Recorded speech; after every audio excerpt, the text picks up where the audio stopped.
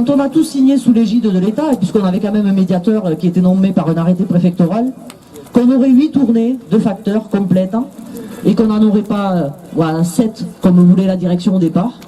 On n'en aurait plus 9 comme ils avaient aujourd'hui, mais on avait fait ce compromis du 8. Et le 8 permettait que, vous comprenez bien que quand on nous enlève une tournée, ben on nous rallonge les kilomètres, que les kilomètres c'est incompressible et qu'on se promène avec 3 lettres ou qu'on se promène avec 10, ça ne change rien.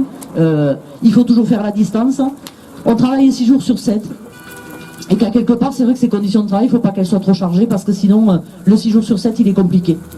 Alors c'est une réglementation avec un droit européen de distribuer le courrier 6 jours sur 7. Alors on veut bien le faire, mais pas à tout prix. Et que la considération humaine dans ce dossier, ben, elle n'y est pas. Ils ont bafoué donc ce qu'on avait signé. Ils ont décidé de mettre 7 tournées et demie. Alors ça a été une bonne ruse. Ils ont mis 7 facteurs. Et la seule non-gréviste qu'il y a eu pendant tout le conflit, ben, ils lui ont offert la 8e place.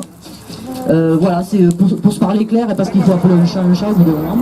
Donc ils sont repartis en grève donc, depuis hier, parce qu'on a eu des négociations mardi où la direction nous a lancé très provocante, mais qu'on n'avait qu'à partir en justice si on n'était pas content. Alors c'est quand même rassurant parce que comme je lui ai expliqué encore ce matin, peut-être que sur l'intellect nous on est limite, il nous prend pour des petites mains et moi je suis fier d'en être une. Mais quand vous avez une sous-préfète qui a participé à la médiation, un médiateur, tous ceux qui ont été témoins de ce qu'on a discuté pendant la négociation, qui leur expliquent qu'il faut appliquer et pas extrapoler ni interpréter, c'est vrai qu'à quelque part ça fait plaisir. Mais il a fallu quand même, puisqu'on a signalé ça depuis mercredi dernier, il a fallu expliquer à la préfecture qu'on serait là aujourd'hui, qu'on ne lâcherait plus le centre, que s'il faut après la manif cet après-midi, effectivement on ne s'arrêtera pas là où on doit s'arrêter. Parce qu'à quelque part, je ne sais pas dans quel pays on vit, si on a des choses qui sont contractualisées, signées, sous l'égide d'une préfecture qui représente l'État, si on est capable de le remettre en cause derrière, alors moi je leur ai dit, je ne suis pas dans le pays que je souhaite avoir.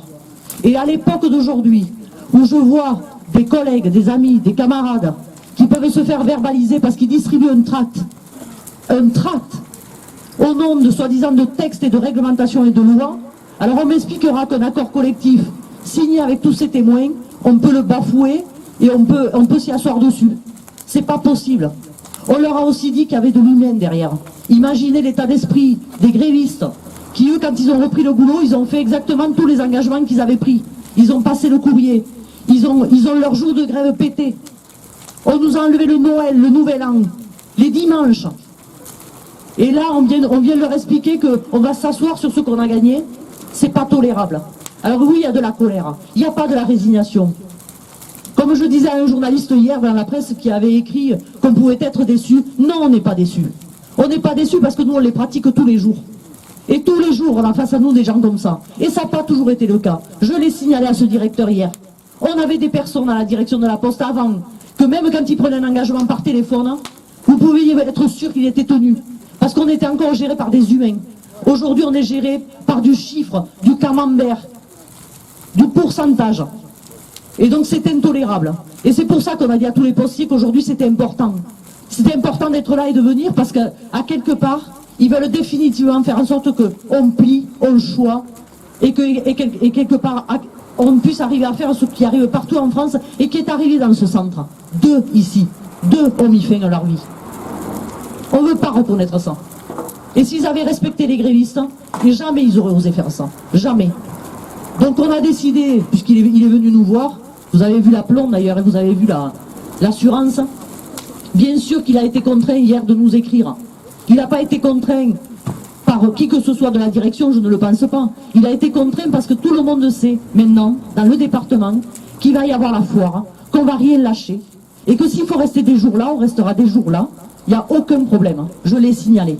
S'il faut aller réclamer cet après-midi à la préfecture qu'elle fasse appliquer exactement ce qu'on a été capable de signer sous leur protection à quelque part, sous leur égide, alors on le fera. Parce que c'est pas possible autrement. On ne se mettra pas à genoux. C'est hors de question.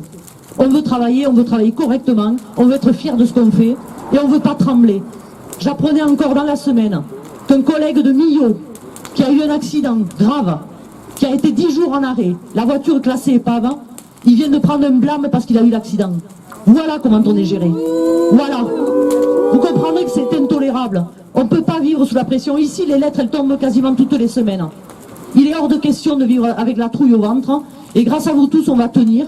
Et on va demander, puisque là, on vient de faire l'Assemblée Générale avec les grévistes, on va demander une audience, puisqu'on est encore dans le cadre d'un préavis. Et on va lui demander de nous écrire précisément, puisqu'on en est tenu à ça, mais pas de l'interprétation du protocole.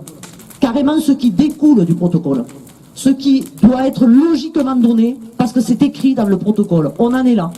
Mais voilà, sachez qu'on est motivé et qu'à quelque part, on ne se mettra pas à genoux. Et c'est hors de question. Hors de question. Pour les usagers, et pour nous, et pour tous les postiers. Ils ne feront pas en Aveyron ce qu'ils ont fait ailleurs. On ne se jettera pas par les fenêtres.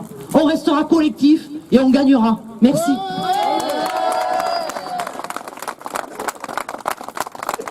Merci pour la sono, les camarades.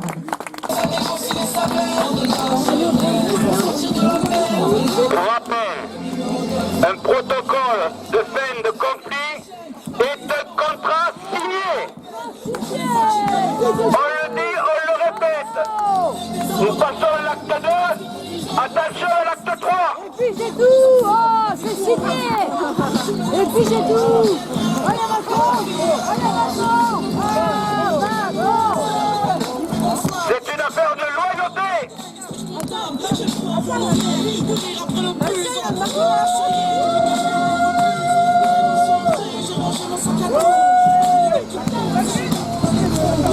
Démission.